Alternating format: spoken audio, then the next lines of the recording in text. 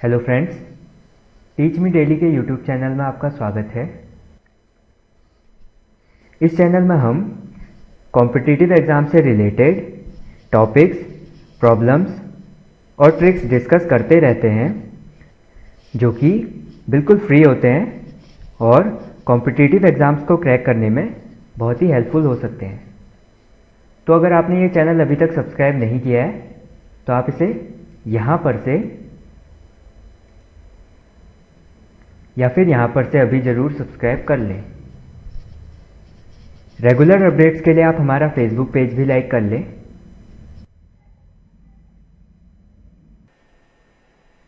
Friends, इससे पहले video में हमने कोडिंग एंड डिकोडिंग के कुछ कॉमन प्रॉब्लम्स को डिस्कस किया था। इस वीडियो में अभी हम कोडिंग एंड डिकोडिंग टॉपिक से रिलेटेड कुछ और प्रॉब्लम्स को डिस्कस करेंगे। तो चलिए स्टार्ट करते हैं।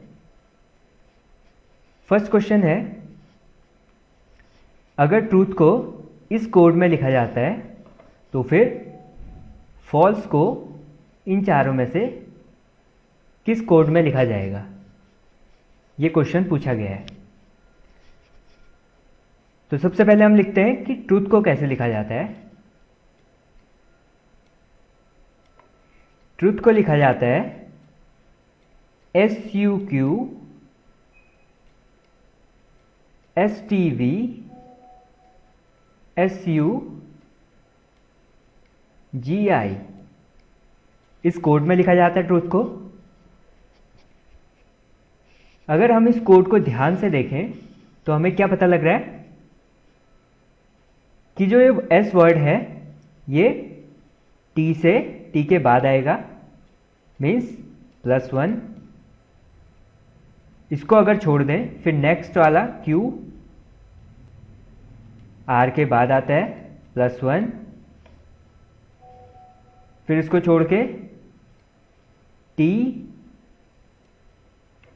U के बाद आता है +1, फिर इसको छोड़ के नेक्स्ट वाला S के बाद आएगा T, तो ये भी +1, एक को छोड़ा, नेक्स्ट वन G के बाद आता है H, मीन्स ये भी +1 गैप आएगा इसमें भी। तो हम क्या देख रहे हैं कि जो हर वर्ड है और जो उसका कोड है वो उसका नेक्स्ट टर्म है और उनके बीच में एक कोई वर्ड ऐसी ऐड किया हुआ है। तो ऐसे ही हम फॉल्स वर्ड को कैसे लिख सकते हैं? देखिए, F से पहले क्या आता है? E, फिर हम एक गैप छोड़ देंगे।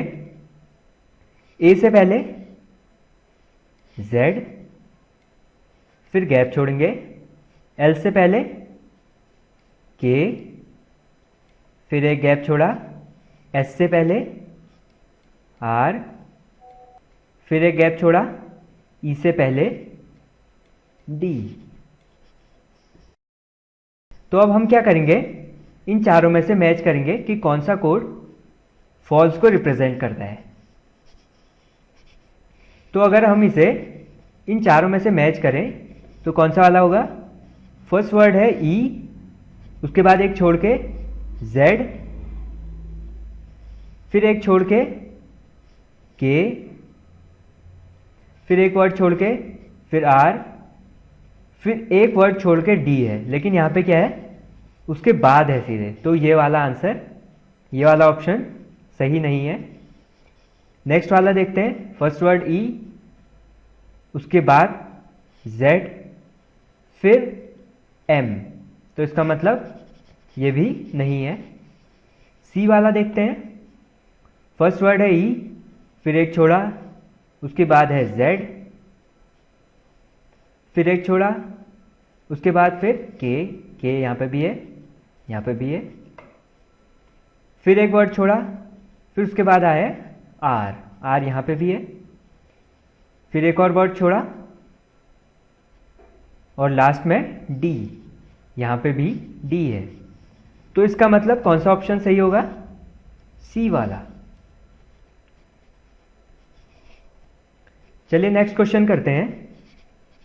इसमें बोला गया है अगर डील को 4, 5, 1, 12 लिखते हैं तो फिर लेडी को कैसे लिखेंगे।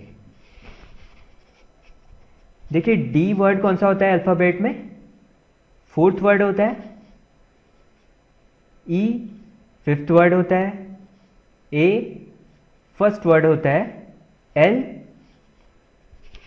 तो एल पता करने के लिए हमें फिर से क्या करना पड़ेगा, A B C D E F G H I अपनी उंगलियों में कैलकुलेट करना पड़ेगा। तो इन सब से बचने के लिए हम क्या कर सकते हैं, एक वर्ड याद रख सकते हैं जिसे बोलते हैं इजोटी, EJOTY।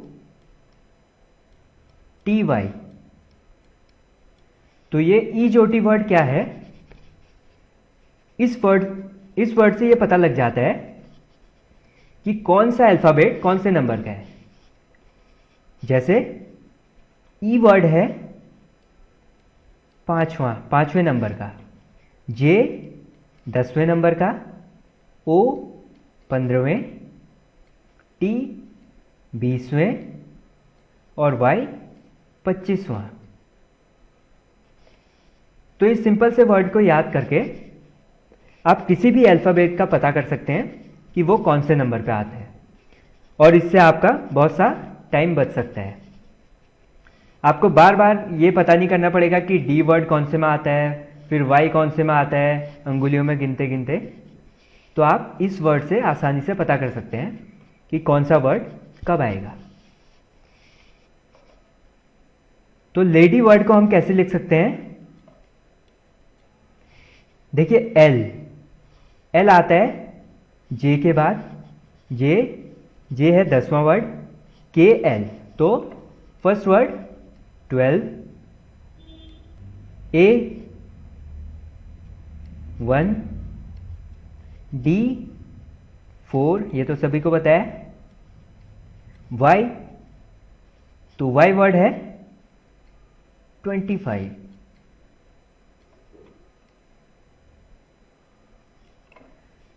तो हमारा आंसर क्या आ गया, लेडी वर्ड को हम कैसे लिख सकते हैं, 12, 1, 4, 25।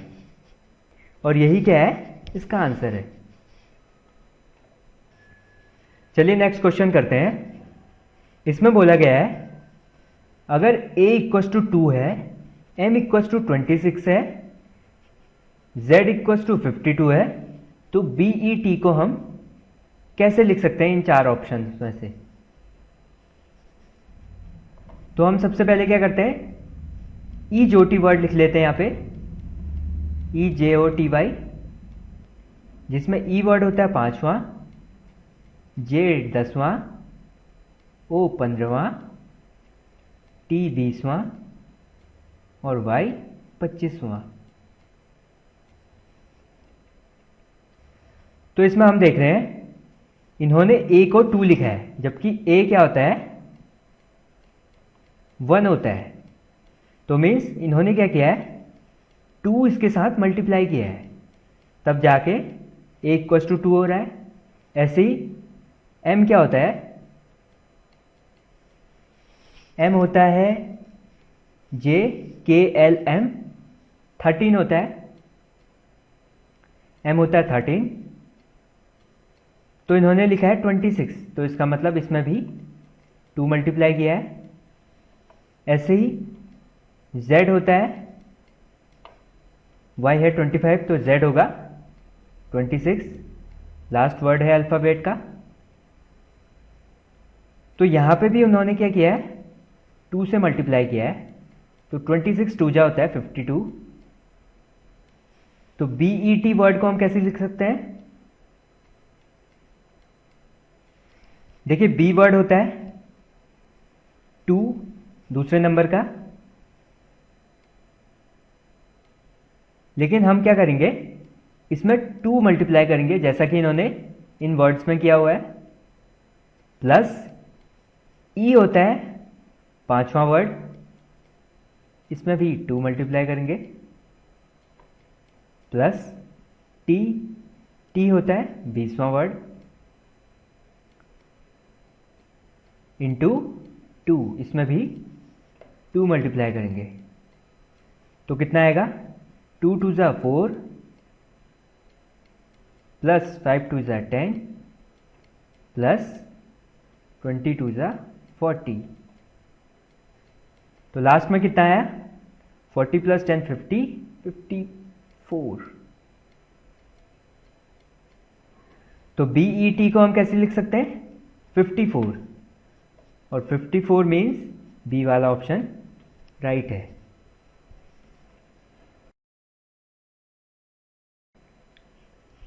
चलिए एक लास्ट क्वेश्चन करते हैं। इसमें बोला गया है अगर फायर को इस कोड में लिखते हैं, मूव को इस कोड में लिखते हैं, तो फिर ओवर को कैसे लिख सकते हैं इन चारों में से।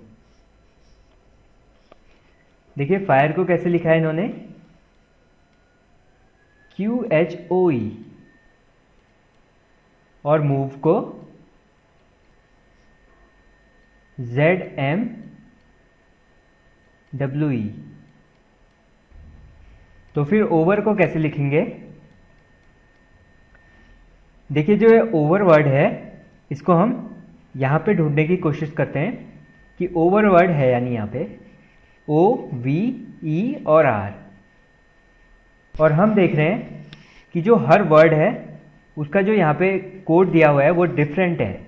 जैसे O है तो उसका कोड क्या है, यहाँ पे M है। V है तो V का है W। E है तो E का कोड क्या है, दोनों में E है तो इसका मतलब यहाँ पे भी E आ जाएगा। और जो R वर्ड है उसकी जगह क्या है, O। तो हम ओवर को कैसे लिख सकते हैं, MWEO। और राइट ऑप्शन कौन सा होगा इन चारों में से, MWEO, दैट इज बी वाला। तो दोस्तों इस वीडियो में आपने कोडिंग एंड डिकोडिंग टॉपिक से रिलेटेड प्रॉब्लम सॉल्व करने सीखे। अगर आपको ये वीडियो पसंद आया तो इसे लाइक करें और कमेंट बॉक्स में हमें लिखकर ज़रूर बताएं कि आपको ये वीडियो कैसा लगा। साथ ही इस वीडियो को फेसबुक, ट्विटर और गूगल प्लस में ज़रूर शेयर करें। कॉम्पिटिटिव एग्जाम से रिलेटेड ऑनलाइन हिंदी में प्रिपरेशन के लिए आप टीच मी डेली का यूट्यूब चैनल अभी ज़रूर सब्सक्राइब कर लें। तो इस वीडियो में इतना ही। Thank you for watching. Bye.